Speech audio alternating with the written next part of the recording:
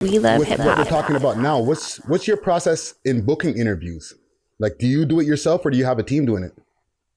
Yeah, I have a publicist named Laura who helps me out. She reaches out to guests. We just sit down, have brainstorming sessions, come up with ideas about guests. And then she sort of handles like the whole process of them showing up, telling them how to come into the space, and then like getting the social media stuff with them, helping get photos done, all that kind of stuff. So, it's like, because I remember early on doing interviews, it would literally just be me in the back of the bike shop, take my iPhone, set it up on I didn't even have like a tripod. I just had a bike stand that you normally would clip a bike into to display it in the front of the store. And I would just put my iPhone in there, and then I would just set it up, record, film the audio track. Then I would go home, take the audio track, lay it over the video. I have to move it around and shit because it didn't line up perfectly. And I would do the whole process myself. And now, luckily, I have a team so that we can have better production quality without having to have to do every last thing myself. But it was pretty funny. I used to go do I would do 2 or 3 interviews, and then I would sit there until 4 a.m. editing the shit. Yeah, and you probably didn't have the fastest computer at the time neither. Shitty ass MacBook, yo. I can totally relate when you're doing an export and it takes like 18 hours for like one piece of content to export. Yeah, that's actually fun though to think about that, because it's like, you gotta remember shit like that when like nowadays, like I don't got time to sit down and like watch fucking nothing half the time. I mean, I do, but it's like I just have like a super short like when I'm working. I'm just moving so fast that it's like I want to watch like 5 minutes of something and then keep it moving. It's like, but back then I used to have all the time in the world to sit there and edit my shit and re-listen to a podcast I just did to make sure I liked it and all that. Yeah. So even like right now, because I've been watching, I'm an avid watcher of the No Jumper podcast. I seen the other day you had the interview with Selena Powell. She came down from, where the hell did she come down from? Miami or some shit like Denver. that? Denver. She lives in Denver. I know she lives in Denver, but wasn't she in Miami? Then she came to you guys off the plane or something. She's telling some story about she was the only one of 2 people on the plane.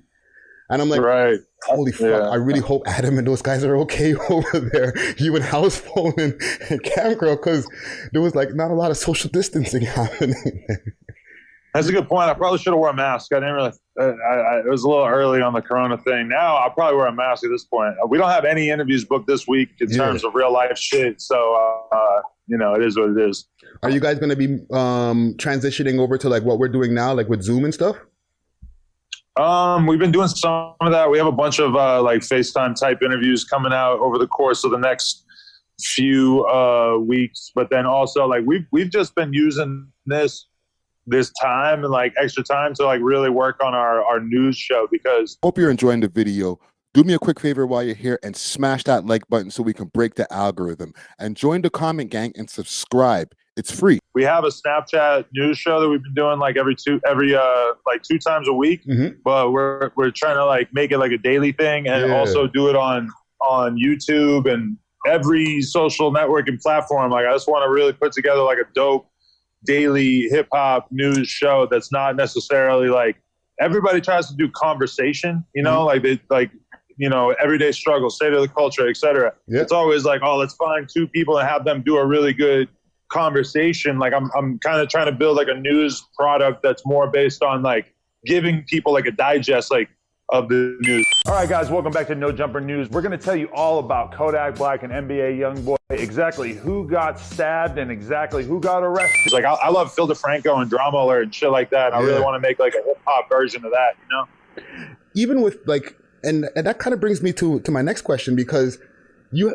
with us over here with the We Love Hip Hop podcast, we have a niche market of Toronto and people who are interested in like the Canadian scene, and they get put on to all the new Canadian music that we preview every week and stuff like that. So we have a niche market of people who are interested in Canadian hip hop. What do you think you guys' niche is, and how was that developed? Well, yeah, I mean, that is the interesting thing, is that when you first start doing a podcast or a vlog or a show or whatever, it's like you just do whatever because you're not big yet. So you have no pressure. You can just do whatever you want. Facts. And then as you get bigger and bigger, it's almost like you kind of have to like figure out your identity, like why why do I exist? Who am I? Like, why is No Jumper important at some point? Like, No Jumper was like self-evidently important in maybe 2017-ish, like when X was blowing up, when Lil Pump was coming out, when Zach from FTP and Suicide Boys and Yachty were all doing their first interviews with No Jumper, because at the time there was like nobody else doing those kind of interviews. And nowadays it is kind of different, because it's like, let's be real, if the next Lil Pump comes out next week, it's like, I might not get that first interview. I want to get that first interview, but realistically, it's like Hot 97 and everybody else, like they all know that it's important to get content done with like pop and underground rappers before they really blow up. Like, so it's kind of like, how does No Jumper continue to have an important role? And that's the whole thing, is that you constantly have to be like adjusting what you do to stay relevant at the time. But I think that the one thing I've really been thinking about a lot is how it's really important to focus on your base of like, who is like the root of your thing, because like for you, like you're focused on really covering Toronto and like covering that area of hip hop. And, you know, let's just say that you catch a crazy ass wave, like the one that I did in 2017, where you just get whoever the next like 3 top up and coming rappers, like say there's just a whole nother resurgence of Toronto. Obviously Toronto got plenty of dope rappers and everything, but you know, and if you just like really find yourself in the midst of a crazy ass wave, it's like you can ride the wave, but you got to know that at some point the wave mellows out a bit, and then you're still going to be stuck sitting there like thinking like, okay, well, did I forget who I was? Did I lose sight of what I wanted to do? And to be honest, like as No Jumper has like gone through, like, you know, because all these years in, we're not the only thing. Like there was a certain period where it felt like the only place to go get an interview if you were a new rapper was No Jumper. And it's like, you were like the king of the hills. You keep having to reinvent like who you are and why you should matter. And it's crazy, because your existing fan base is always going to sort of reject change, but you have to listen to that, but you also have to be willing to like do what you think is right, regardless of if, you know, knowing that there's going to be people that get their feelings hurt in the short term. We love hip hop. If you enjoyed this video, please make sure to check out these other videos on the screen, and make sure to like and subscribe. We love hip hop.